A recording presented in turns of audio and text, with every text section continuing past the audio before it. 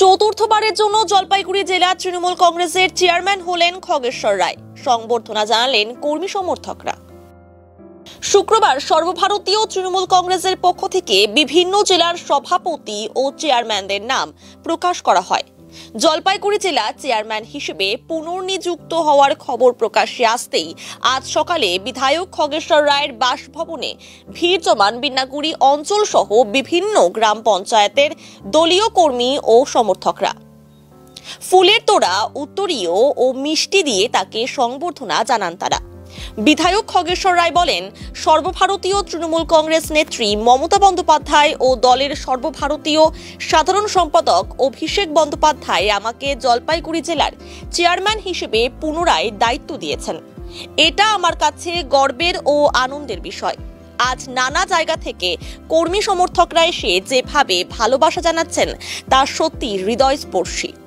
আগামী 2026 সালের বিধানসভা নির্বাচনে জলপাইগুড়ি জেলায় 7টি আসনেই তৃণমূলের জয় নিশ্চিত করে দিদিকে উপহার দেওয়াই আমাদের মূল লক্ষ্য।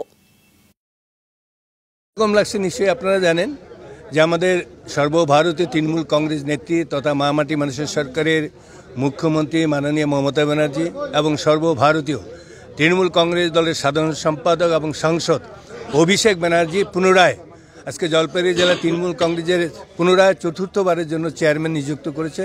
তার জন্য আমি আনন্দিত শুধু না, রাজগঞ্জবাসী আপনারা দেখছেন রাজগঞ্জ বিধানসভার মানুষ এত আনন্দ, এত উৎসাহিত, গতকাল থেকে সংবর্ধনা দেওয়ার জন্য মানে হাজারো হাজারো লোক আসছে। তেমনি আজকেও বিভিন্ন অঞ্চলের মানুষগুলো যে সংবর্ধনা করছে মানে এত আনন্দ লাগে, মানে ভাষা প্রকাশ করা যায় না। নিশ্চয়ই আমি ভালো কাজ করি বলে নিশ্চয়ই দিদি আমাকে পুনরায় আবার চেয়ারম্যান, তাই নিশ্চয়ই আমি আশা রাখবো দিদির আশীর্বাদে এবং আমাদের অভিষেক ব্যানার্জির সহযোগিতায় আমাদের জলপাইগুড়ি জেলা, যেমন আপনারা নিশ্চয়ই জানেন 2021 বিধানসভা নির্বাচনে কেবলমাত্র আমরা 3 জন বিধায়ক আমরা নির্বাচিত হই। নিশ্চয়ই এবারে নতুন করে আবার চেয়ারম্যান করেছে। নিশ্চয়ই আমি আশা রাখবো জলপাইগুড়ি জেলা তৃণমূল কংগ্রেস দলটাকে আরও শক্তিশালী করে যাতে এবারে 2026 বিধানসভা যে নির্বাচন, এই বিধানসভা নির্বাচনে 7টি বিধানসভার বিধায়ক নির্বাচিত করে দিদিকে উপহার দিতে পারি, এটা আমি আশা রাখছি। আবার 4বার পুনরায় জলপাইগুড়ি জেলা তৃণমূল কংগ্রেসের চেয়ারম্যান হিসাবে নির্বাচিত হয়েছেন। তাকে আমরা বিন্নাগুড়ি অঞ্চল তৃণমূল কংগ্রেসের পক্ষ থেকে স্বাগত জানাচ্ছি, অভিনন্দন জানাচ্ছি।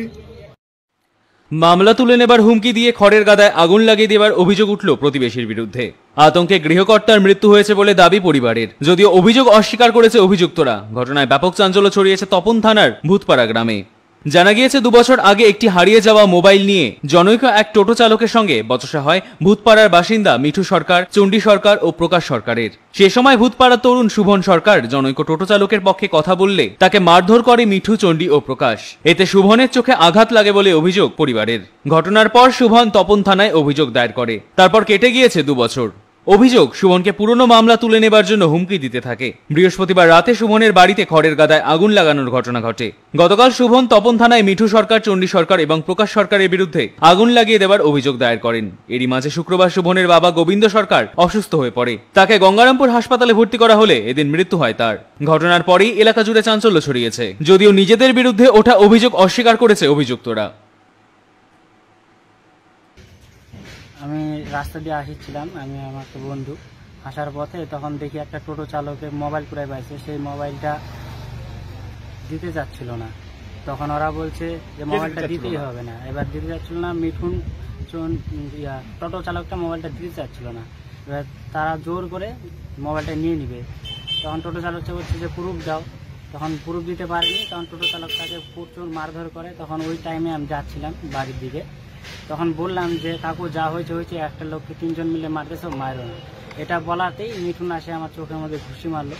তারপরে তো আমি তো অজ্ঞান হয়ে গেছি। তারপর বাড়িতে নিয়ে গেলো একটা দাদা, নিয়ে যাওয়ার পরে আমার ট্রিটমেন্ট হয় কাল দিঘিতে। এখান থেকে বলে যে চোখটা ভালো হবে না। তো এখান থেকে আমরা নেপাল গেলাম। আমার নেপালে 4বার সার্জারি হলো, তাও আমার ভালো হলো না, চোখটা নষ্ট হয়ে গেলো। তার হতে হতে এবারে যে ইদানিং 14 তারিখের দিকে ওরা বিকালের দিকে আসে বলে, তুমি কেস করেছিলে? হ্যাঁ, কেস করেছিলাম। এবার ওরা বলে যে কেসটা যদি আপোষ না করিস, উঠাই না নিস, তাহলে তোকেও মারে ফেলবো, তোদের বাড়ি ঘরে আগুন দিয়ে জ্বালাই দিব। তারপরে ওরকম বলে ওরা চলে গেছে। আমি বাড়িতে বাবা মাকে জানালাম এরকম এরকম বলতেছে ওরা। তারপরে পরের দিন রাতেই দেখি আগুন ধরায় দিছে বাড়িতে। সেই আগুনের হয়হুতাশ দেখে বাবা তো স্টকের মতো হয়ে গেল। তারপর বাবাকে হসপিটাল কালদিঘিতে ভর্তি করলাম।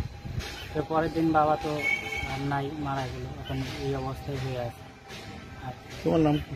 আমার নাম শুভন সরকার। কি মনে করছো তোমার এই যে বাবার এই মৃত্যুর পিছনে কি কারণ হতে পারে? মৃত্যুর পিছনে তো এদের জন্যই, এই আগুন দেখেই আতঙ্ক হয়ে আর যে মারা গেল বাবা। তোমাদের কি হুমকি দিয়েছিল? হ্যাঁ, হুমকি দিয়েছিল। 3 জনই আসছিল। কি বলেছিল? বলছিল যে কেসটা আপোষ করে নে, নয় তোকেও মারবো, তোদেরকেও মারে দেবো, প্লাস বাড়িঘর আগুন দিয়ে জ্বালাই করে শেষ করে দেবো। তোমরা কি চাইছো এখন তাহলে? এখন চাইছি এখন তাদের সাজা হোক। আমার তো লাইফটা বরবাদ করেই দিল, এর চেয়ে আর বেশি কি করছি? শেষ, আমার লাইফটা তো শেষ। আমার পড়াশোনা কমপ্লিট হলো না। এই যে আরেকটা সেমিস্টার পরীক্ষা দিলে আমার গ্র্যাজুয়েশনটা কমপ্লিট হয়ে যেত। নাম কি তোমার? আমার নাম শুভন সরকার। তোমার বাবার নাম? গোবিন্দ সরকার। তার আগে আমাদের সাথে মানে আমি হাটের থেকে আসতেছি, পিছনে আমি 3 জন ছিল, একজন চালাচ্ছে, মাঝখানে একজন বসেছিল, পিছনে আমি বসেছিলাম। হাফ প্যান্ট পরা ছিল আমার, হাফ প্যান্টের পকেট থেকে মোবাইলটা পড়ে যায়। পড়ে যাওয়ার পরে মোটরসাইকেল চালু মোটরসাইকেল রানিং মোটরসাইকেল ছিল, একটু দূরে যে দাঁড়াইছে। আর একটা টোটোওয়ালা এদিক থেকে যাচ্ছে, টোটোওয়ালাটা মোবাইলটা পায় মানে হাতে নিয়ে নিছে, নিয়ে বলতেছে মোবাইলটা আমাদের। আমরা কিন্তু গেছি, আমি কিন্তু যেতে পারিনি, আমার পাও খারাপ ছিল, আমি যেতে পারিনি, আমার পায়ে ব্যান্ডেজ ছিল। যাওয়ার পরে বলতেছে আমাদের মোবাইল করছে, তোমার প্রমাণ কি? আমি প্রমাণ আমার মোবাইলে বাড়িওয়ালার সবার ছবি টবি আছে, মোবাইল নাম্বার বলো। আমি তো মোবাইল নাম্বার তোমার মনে নাই, কিন্তু সামনের 2টা মনে আছে, পিছনের 2টা মনে আছে, মিডিল এগুলো মনে নাই। বাস এই নিয়ে তখন তর্কাতর্কি হতে কোথায় থেকে কার মার কে দিছে আমরা কিন্তু বলতে পারবো না। আমি কিন্তু সাইডে ছিলাম। হ্যাঁ, আমার পাও যেহেতু খারাপ, আমি পায়ের মধ্যে ব্যান্ডেজ আসলো, এই দেখেন কতগুলো খাওয়া আমার পায়ের মধ্যে। এই নিয়ে আজকে বৃহস্পতিবারের বলে ঘটনা যে বাড়িতে বলে আগুন ধরে দিয়েছে। কে কোথায় থেকে আগুন ধরেছে আমাদের ফাঁসিয়ে দিচ্ছে, এটা কোনদিন হয়? আপনাদের বিরুদ্ধে যেগুলো অভিযোগ করছে এগুলো তাহলে সব মিথ্যে। কি চাইছেন তাহলে আপনারা এখন? আমরা কি চাবো এখন? ভালো চাচ্ছি আমরা। আমি তো গরিব মানুষ, সাধারণ এই টোটো চালিয়ে খাই আমি কোনো ঝুট ঝামেলার মধ্যে নাই। কেউ এই পাড়ার লোক সবাই বলতে পারবে কোনো ঝুট ঝামেলার মধ্যে নাই আমি। কিন্তু কি করবো, আমাদের এখন ফাঁসিয়ে দিচ্ছে। কি নাম আপনার? প্রকাশ সরকার। এই ঘটনাটা কি বলবেন আপনি? এটা কি করে বললে আমি কি করে বলবো? কি অসুখ আছে না কি আছে আমরা তো বলতে পারবো না। তো কি বলছে আগুন ধরিয়ে দিয়েছেন আপনারা? আগুন ধরাই দিছে না কি করেছে সেটা আমি কি করে বলবো? আমি কি সেটা আমরা জানি না কি জানি না। কারণ আমাদের আগে একটা 2 বছরের ঘটনা হয়েছিল, উনি আমাদের জড়াই যদি দেয় কিছু করার নাই। কি নিয়ে গন্ডগোলটা কি নিয়ে লেগেছিল? প্রথমে গন্ডগোল হয়েছিল মোবাইল নিয়ে। আমার 2-3টা ছেলে আসতেছে আমার বাড়ির পাশে, আমার ভাইস্তা এবং পাড়ার একটা ভাগনা, একটা ছেলে হাট থেকে আসতেছে আর একটা টোটোওয়ালা যাচ্ছে। এই মোবাইলটা পড়লো করছে, আর টোটোওয়ালাকে মোবাইলটা উঠায় নেওয়ার পর করছে, ভাই দেখ আমার মোবাইলটা কার ছিল? মোবাইলটা ছিল প্রকাশে। যে আমার মোবাইলে যে আমার সুবিধা দেখ, আমার পরিবারের জয়েন্ট ছবি আছে, সব আছে। আমি নাম্বার বলতে পারছি, নাম্বার বলতে পারি না, মূর্খ আমি, নামে সই করতে পারি না, মোবাইল মুখস্থ থাকে না। এভাবে বলতেছি, তাও কিছুতেই মানতেছে না। হয়তো 1-8 ঘন্টা তক্কাতকি করতে ধাক্কাধাকি হয়েছে। এখন রাতের বেলা কার ঘুষি কে খাইছে, মারামারি দেখতে হয়েছে, ধাক্কাধাকি। এখন কাই মার খাইছে না খাইছে, কাই মারছে না মারছে, শুধু আমাদের নাম এখন জড়াই দিচ্ছে পাড়ার ছেলেকে। এটা কি মিথ্যা মামলা আপনাদের জড়া দিচ্ছে? মিথ্যা মামলা জড়াচ্ছে? হ্যাঁ। আপনারা কি ওনাদের বাড়িতে গিয়ে কোনো হুমকি দিয়েছিলেন? না, মানে আগুন ধরিয়েছিলেন এরকম? কেন আগুন ধরাতে যাবো? আমার কি টাকা পড়ছে এগুলা? তাহলে যেটা অভিযোগ করছে ওটা কি তাহলে মিথ্যা? মিথ্যা, একদম মিথ্যা। মানে আপনাদের ফাঁসি দেওয়া হচ্ছে? মানে ওটা পারলো না, ওই কেসে দিতে পারতেছে না, দেখতেছে ওরা অন্যায় করেনি, এখন এই কোন চক্র বৃদ্ধি করে এই ফাঁসানো বৃদ্ধি করতেছে। মানুষ নাম কি? আমার নাম হচ্ছে মানুষ আগুন ধরে দিতে